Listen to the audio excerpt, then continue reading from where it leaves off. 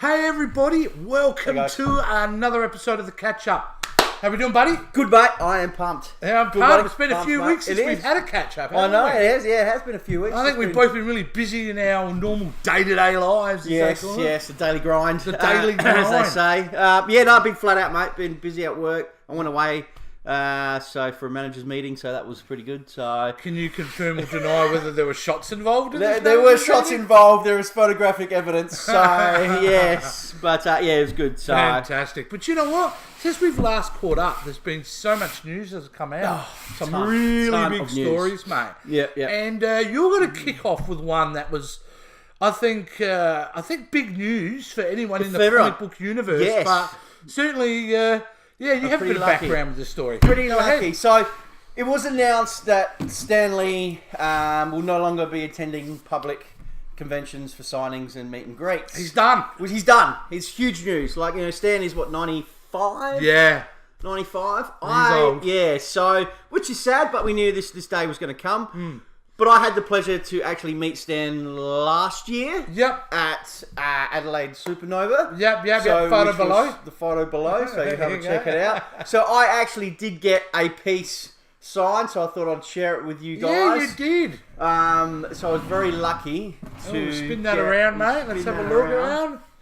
That's Spider-Man. To get Stan and Stanley's signatures just on the brick there. Fantastic. Maybe just move it up a little bit there. Oh, sorry, bring it back a bit more, sorry.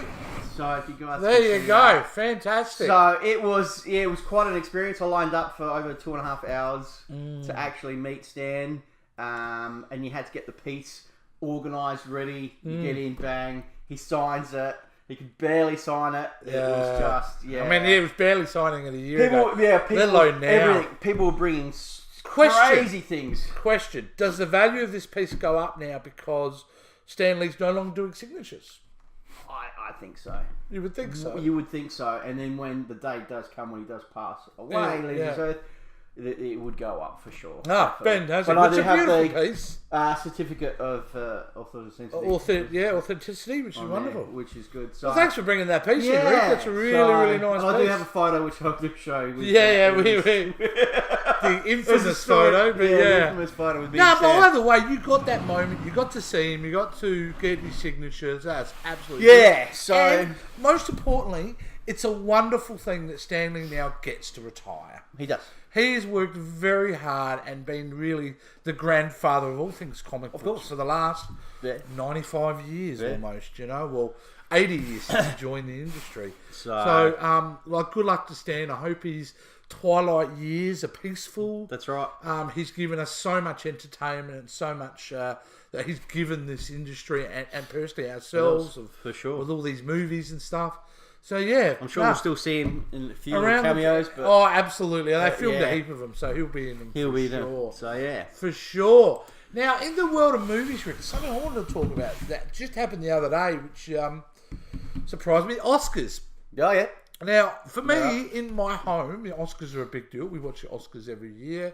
We're massive movie fanatics. We love seeing who's going to win Best Picture, Best Actor, Best Supporting Actor, all that. Now, one of the biggest problems with the Oscars for relatability for even people like myself or all the normal public is it's very, very rare that the movie that you love the most at the movies that year is not in there. Is even nominated. Not even for a Best Picture. So they've decided, the Academy Awards have now decided to add a popular film category. So, and it's causing quite a controversy. So they're basically going to call it the award Outstanding Achievement in Popular Film. Okay. So to let opportunities like movies like Infinity War and Black Panther and films like that to get an opportunity. Now the question is between a lot of people is this basically saying we're going to throw you a bone? Is this like a second class because award? Everyone has complained? Or is this something we should all celebrate that this is going to happen? For me, I think they should celebrate. I'm celebrating it. Celebrate it. Why not? Finally, special effects films, blockbuster films that you and me love to get that recognition are actually going to get recognised. So I don't see it as a loss, and I think eventually it's the first stepping stone in getting the Academy to realise that popular films, although they're popular, doesn't mean they're not the best movie. No, that's right. So it's a way of hopefully, eventually, just having big blockbuster films. If it's any interesting good, to see, they get nominated. See what goes in it this year. So yeah, I mean, I like, for me, I think it's a win. It's definitely a win for sure. Yeah, absolutely. Absolutely. Now, in the world of movies, Rick, as we keep going on with movies, is the giant evil overlord called Disney. Now, Disney, we know, controls everything. And, well, they've been in the news this week, mate. Yep. But before we get into the bigger news of the week or the last couple of weeks from Disney, is the fact that X-Men, Dark Phoenix, and New Mutants... Have you heard anything about them? I have heard about the New Mutants, yeah. You've heard about it, right? We saw a trailer. We did a trailer. Yeah, there's a lot of stuff. And then they pushed it back. Yep. Now, I've heard nothing since then, though, Rick. No. I don't know. I'd heard that X-Men was supposed to come out on Valentine's Day next year, but they're apparently doing massive reshoots. And apparently the same with New Mutants. They completely reshot. They didn't like they didn't like the direction it was going. They were actually thinking of just scrapping it completely. They were very close. And the Disney deal with buying Fox has thrown a lot of that in the air. Now, apparently, X-Men Dark Phoenix is scheduled for reshoots, and not as big as previously reported, just normal reshoots. But if the deal goes through soon, it may actually not be Fox that releases these new X-Men movies, or the New Mutant. It might be Disney in the end, because it was like $70 billion purchase. I mean, it's a lot of money. It's a hell of a lot of money. But I'm really concerned, Rick, for films like not these films, but Deadpool. The future of Deadpool now being owned by Disney. That's why you haven't heard about Ryan Reynolds signing on for a third movie or anything. It's kind of just gone a bit quiet, hasn't he? It is gone a bit quiet because at the end of the day, if Disney, it would be highly doubtful Disney will allow him to do what he needs to do. So, look, we are going to get those two films, but watch this space, guys, because I think it's going to get really interesting in the world of X-Men, New Mutants, Deadpool with Disney. Because, let's face it, if they come under the fold of Marvel, which is owned by Disney... Why wouldn't you just reboot them and bring them into the universe? I mean, look how good was the reaction to New Mutants trailer. I mean... It was really great. I honestly think, mate, what they've done there is the guys... Because remember, there's a different company that makes the trailer that makes the movie. All right. That's what usually happens. So I reckon the people who've made the trailer made this really creepy trailer out of the footage they had, and the filmmakers have gone... Look at the reaction. We better make it more scary. Yeah. So absolutely.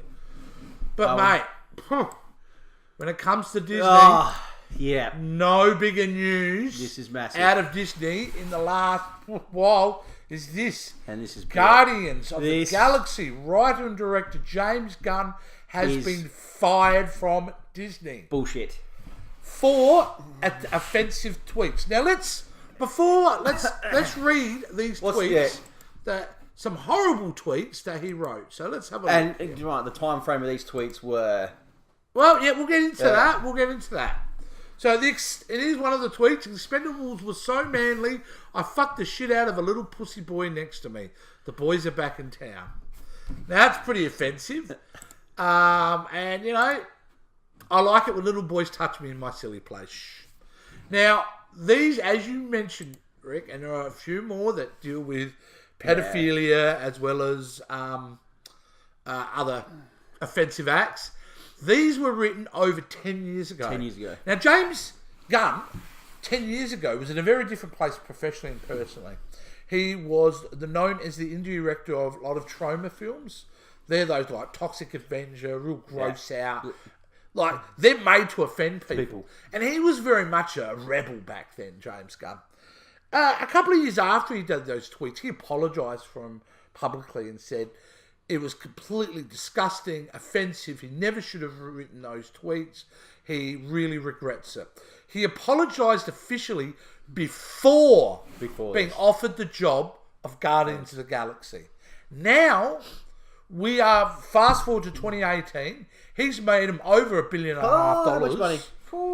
Yeah, with the franchise. Yeah. And he's been sacked over these old tweets. Now, I am dumbfounded why this is happening, based upon the fact that surely HR did their research before hiring him. Surely they would have gone through the whole lot. Of course they would have known that. They must have known it. And for some right-wing extremist, apparently, guy sent them to Disney recently again. And for them to act in such a way seems to be really big for the witch hunt. But the cast, the fans, everyone has reacted. Now, the cast did a sign. They signed a document saying they 100% Guardians of the Galaxy. And the most loudest star of that has been David Bautista, Rick. Yep. He said that he won't do it unless James Gunn is on board with it. He's on board with it. So if he's not... They might be finding himself a new Drax. So he turned around and said, that if they don't use his script... See you later. You know, so I believe even at this stage, Marvel are trying to get James Gunn rehired. Well, there's a petition that went out as well, where fans were signing and everyone signing. That now, James Gunn obviously apologised again, has accepted the decision. Is really upset, obviously, and disappointed this has happened. But they've got to move quick, dude, because a lot of studios are going to James Gunn currently this week with projects. They are, None bigger than DC, who want James Gunn. But isn't that saying something, though? If the opposition is approaching him... Like clamouring. Let's... Well, Disney are saying, well, they don't, he doesn't adhere to our core values and all that type of thing. But Disney need to just swallow the pill here, rehire James Gunn, put him through some professional training, and I'm sure James Gunn would be more than happy to go through any counselling training that he would need to learn from what he's done. But ideally, let the guy do what he does best. Yeah, he did some offensive tweets, but look at the good he's done for all the children over those few years. How many kids do you see at Halloween in America now dressing up as Groot or Rocket or a Star-Lord? I mean, he's made wonderful characters. And should be allowed to continue, I think. I think he should. I don't think this is just all crap. So I think they're just trying to make an example of him, and I think it's just wrong. Yeah, so, I agree too. Yeah. I agree too. Now, mate, it's a lot about Disney. Yeah, it is. Disney this week.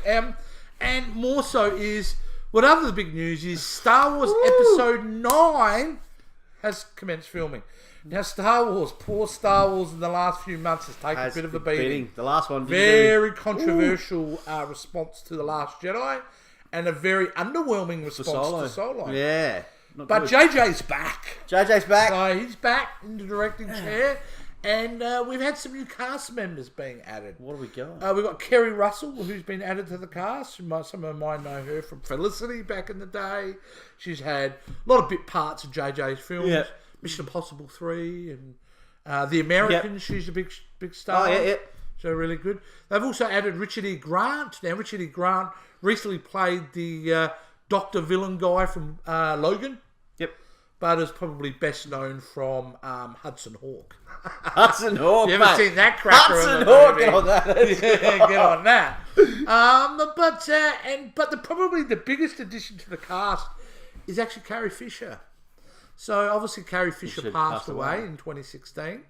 And what they've done is, with permission from the family, they will be using unused footage from episode 7, The Force Awakens, to be able to give her the proper send-off. So everybody, all the fans and everyone's really happy about that. I am too. Good, for sure. Glad that they're not replacing her. They'll be able to use that footage and give her the proper farewell. Good. I like that, for sure. So I think that's wonderful. I'm really hopeful for episode 9. I think with JJ, he'll send it off in the right way.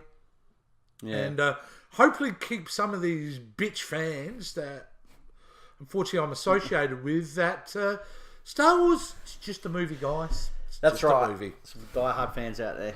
Right, Rick, enough of Disney, mate. You've got some news from the world of CW, I believe. CW, yes. He would have announced that probably a couple of days ago. It came out that Australian actress Ruby Rose will be playing Batwoman.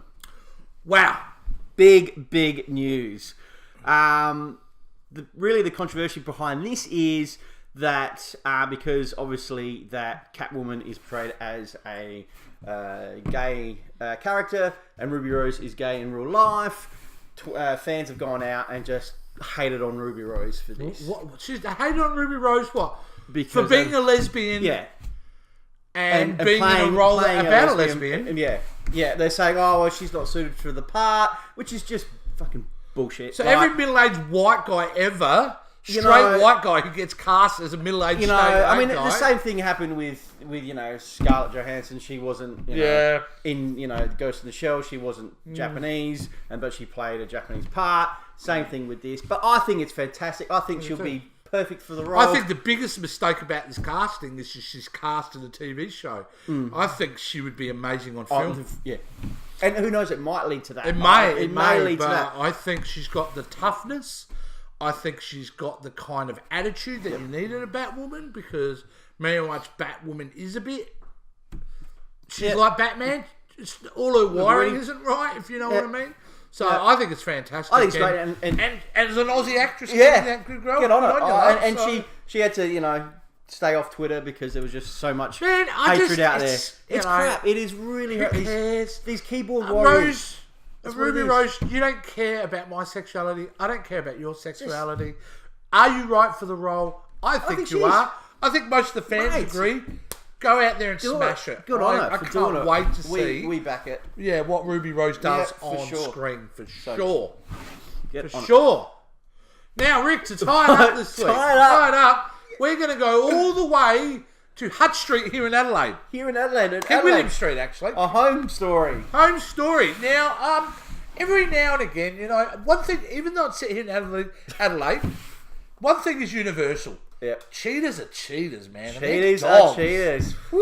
Well, somebody who owns a $400,000 Mercedes-Benz has received the back end of a bit of payback for allegedly being a cheater. Now, as you can see... A woman scorn. Look out. A woman apparently was pictured getting out of a car with a black spray can, decided to tag his car with a few choice words. One being cheater, the other one being man whore, and my personal favourite, slut. And and apparently got a baseball bat out then and had a few whacks at the car, and there you go. That is fantastic. So how would you feel waking up in the morning, you've been caught out, dog, and have a look at that damage. Isn't that wonderful? Wow. Is that him driving it back? So what? No, that footage that you're seeing right now is actually one of the girls allegedly involved in it. They come out, grab the car, and then they drove it back. That's wonderful. Good on you, ladies. I thought that was great. And a little story from Adelaide. And we know it happens everywhere, but I just really loved it. I thought we don't usually get those type of stories here, so I thought it was a lot of fun. That's awesome. Well, that's it. That's what happens when you cheat. You're going to get caught. And look, there's been so many other things that have happened the last couple of weeks, in the world of entertainment. So much happening. They were the big ones, Rick, and they're the ones I think we should have covered this week. And again, to recap on Stan Lee, mate, I think it's wonderful she's got to retire now. And I think it's really cool, dude, that you got to meet him. I did, we did. He was one of your really heroes. You got to meet him before it was over. Yeah. So I think that's really wonderful. It was great. So hopefully, So guys, we want to hear what you thought of the stories that we spoke about this week. We also would love to hear suggestions on stories that you think we need to cover. And you can do that in all our various social media outlets. And Rick, how do they do that? Guys, all you need to do is give us a like for the video. Also hit that subscribe button if you haven't subscribed to our channel. We'd really, really appreciate it. Also, just follow us all on our social media sites and give us a comment down below. Wonderful, guys. Absolutely brilliant. We'll see you soon on the catch-up. See ya.